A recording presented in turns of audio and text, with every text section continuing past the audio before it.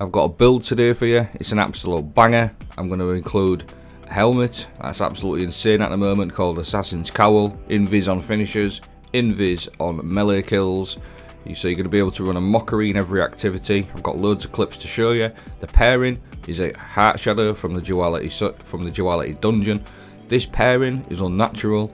You shouldn't be able to go invis as much as this on an Arc 3.0 hunter.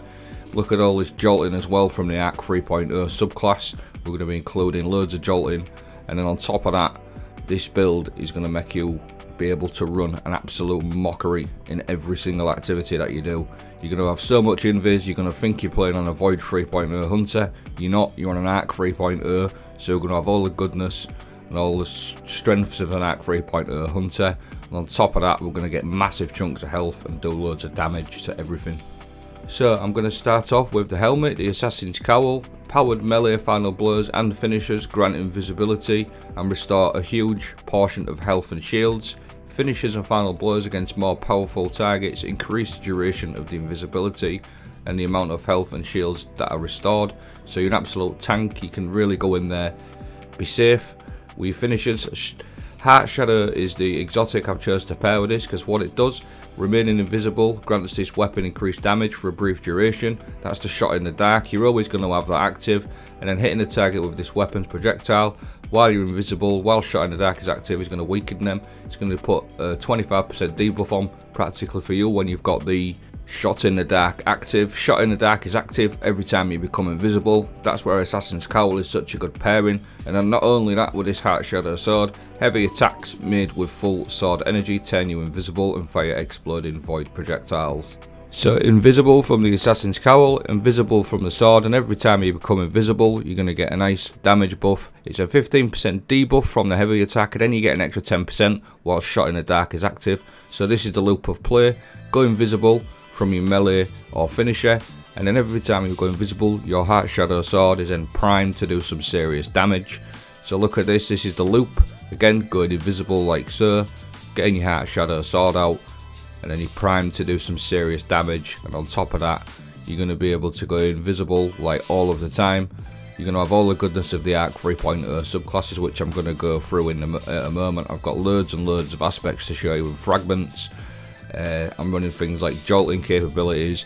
You're going to do some serious ad clearing capabilities on top of that. Look at the state of this. I'm just running around this lost sector, no bother at all, just invisible whenever you want. And like I said at the beginning of the clips, I often thought, or my teammates thought, that I was playing on the Void 3.0 hunter with all the invisibility that I had.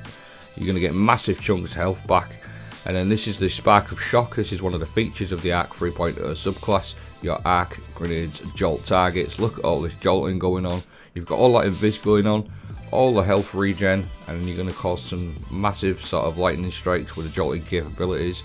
You're going to get loads of benefits. This is one of the clips that I wanted to show you. You can see my health there, and what I'm going to do, just watch my health. This is how safe you can play. I'm going to go in there, get that finisher, get my health back. I'm invis, and then my sword would be primed. I decided to use my shotgun, but you can still use your sword to get that extra damage. So again, you've hardly got any health back there, and I'm going to slow the clip down just so you can see the health regen that I'm getting back. I'm invisible now, nothing's going to bother me. I'm going to stand there. I just want to say as well, if you got weapons with harmony on, that pair's really nice. Harmony shotgun in particular is really nice, but it's not a biggie. And then this is just mockery. Basically this is all this is, you're just running a mockery against lost sectors and things like that, or master catches. This build is just too strong. It makes things super easy.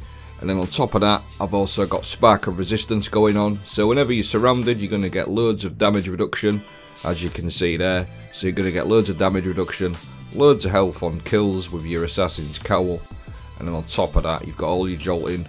You're going to be super tanky, and you can go invis pretty much whenever you want.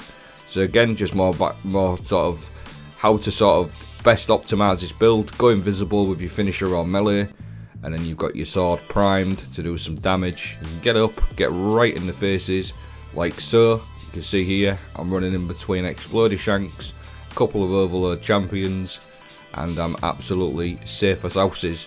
I've also got Lucent Blade on there as well, which causes a 35% damage increase for my sword. So everything together, this build absolutely wrecks. You can really deal some high level champions and bosses some serious damage.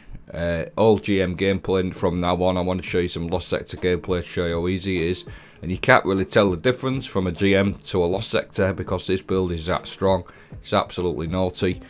Spark of Beacons is another one that I'm running if you run an arc special like a shotgun. Look at this, you can just control spawns.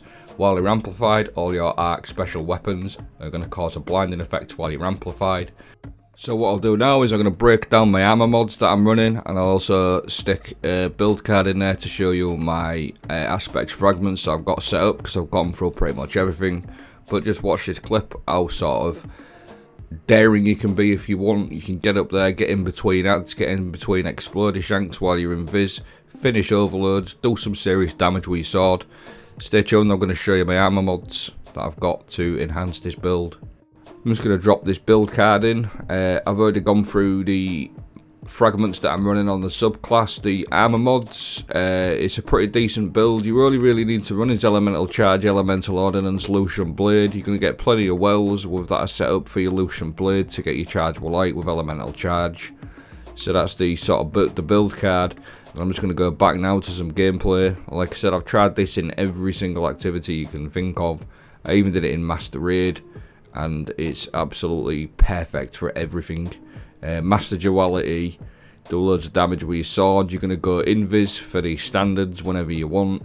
Really nifty, and I've said this once but I'll say it again, a couple of my teammates actually thought that I was on a Void Hunter build, the way it's set up with the Heartshadow and the Assassin's Cowl.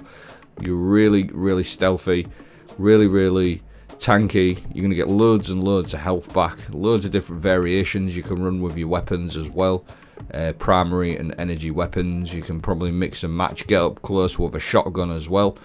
Shotgun's a really good weapon to use, something with trench barrel, arc in particular, that's a good little option.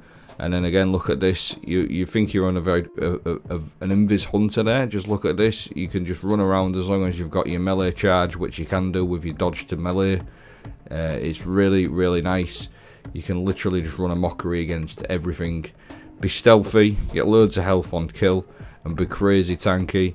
Just going to leave this last clip and I'm going to show you my appearance customization, see what you think of my hunter. He's got a bit of a flower power shader going on.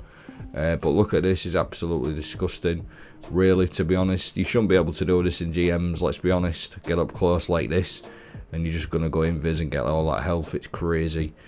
So that's the video. I'll leave my appearance customization, a bit of flower power. I hope you enjoyed this video. Let me know what you think in the comments, and I hope you have a great weekend.